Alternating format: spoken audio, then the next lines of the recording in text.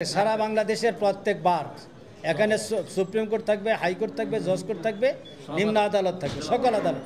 রাজনৈতিক ঘটনা প্রবাহ কোর্ট অঙ্গনে টেনে এনে বিচারাঙ্গনের পরিবেশকে কলুষিত করা হয়েছে। দেশবাসী অবগত আছেন, গণতন্ত্রের অন্যতম স্তম্ভ হচ্ছে নির্বাচন। সুষ্ঠু, নিরপেক্ষ ও অংশগ্রহণমূলক নির্বাচনের মাধ্যমে গণতন্ত্রের অন্যতম শর্ত প্রতিষ্ঠিত হয়। কিন্তু গত 15 বছর যাবৎ দেশের নির্বাচন ব্যবস্থাকে ধ্বংস করে দেওয়া হয়েছে। জাতীয় সংসদ, সিটি কর্পোরেশন, উপজেলা, পৌরসভা ও ইউপি নির্বাচন সহ কোনো নির্বাচনী অবাধ, সুষ্ঠু, নিরপেক্ষ হয়নি। দেশে এক নির্বাচনহীনতার সংস্কৃতি চলছে।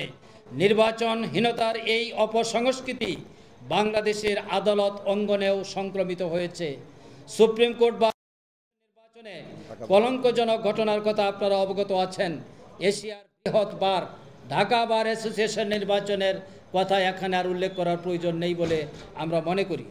প্রিয় সাংবাদিক বন্ধুগণ, দ্বাদশ জাতীয় সংসদ নির্বাচন অবাধ, সুষ্ঠু, নিরপেক্ষ ও অংশগ্রহণমূলক করার লক্ষ্যে প্রায় সকল রাজনৈতিক দল, পেশাজীবী সংগঠনসমূহ ও দেশের সুশীল সমাজ কেয়ারটেকার সরকার প্রতিষ্ঠার ব্যাপারে ঐক্যমত্য পোষণ করছেন। গণতান্ত্রিক বিশ্ব এবং বাংলাদেশের উন্নয়ন সহযোগী দেশসমূহ সুষ্ঠু অংশগ্রহণমূলক নির্বাচনের উপর গুরুত্ব আরোপ করে আসছেন। সরকার কারো কথা বিবেচনায় না নিয়ে 2014-2018 স্টাইলে নির্বাচনের নামে আরেকটি মহাপ্রহসনের আয়োজন করতে যাচ্ছে। প্রহসনের এই নির্বাচন যদি সম্পন্ন হয়, তাহলে দেশে গণতন্ত্র, গণতান্ত্রিক মূল্যবোধ বলে আর কিছুই থাকবে না। দেশের প্রধান রাজনৈতিক দলসমূহ প্রহসনের নির্বাচন বয়কট করে শান্তিপূর্ণ উপায়ে গণতান্ত্রিক আন্দোলন করে যাচ্ছে। এই আন্দোলনকে নস্যাৎ করার জন্য সরকার প্রতিদিনই শত শত রাজনৈতিক নেতাকর্মীকে গ্রেপ্তার করছে।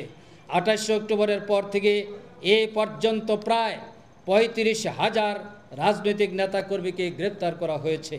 গ্রেপ্তারকৃতদের অনেককে রিমান্ডে নিয়ে শারীরিক ও মানসিক নির্যাতন চালানো হয়েছে।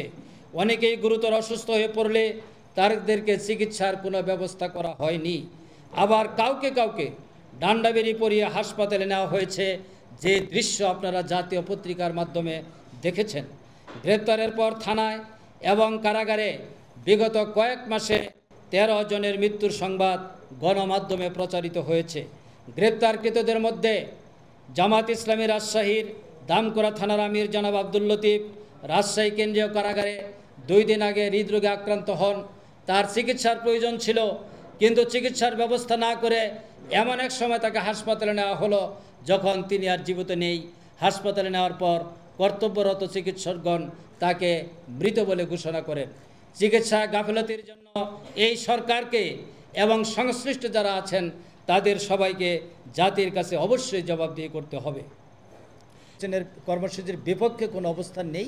যে অবস্থান, এটা হলো ক্ষমতাসীন স্বৈরাচারের যারা দল, তাদের কিছু বক্তব্য আছে আমাদের বিরুদ্ধে। এজ এ হোল গোটা জাতি আমাদের পক্ষে। সারা বাংলাদেশের প্রত্যেকবার এখানে সুপ্রিম কোর্ট থাকবে, হাইকোর্ট থাকবে, জজ কোর্ট থাকবে, নিম্ন আদালত থাকবে, সকল আদালত। সবাইকে ধন্যবাদ।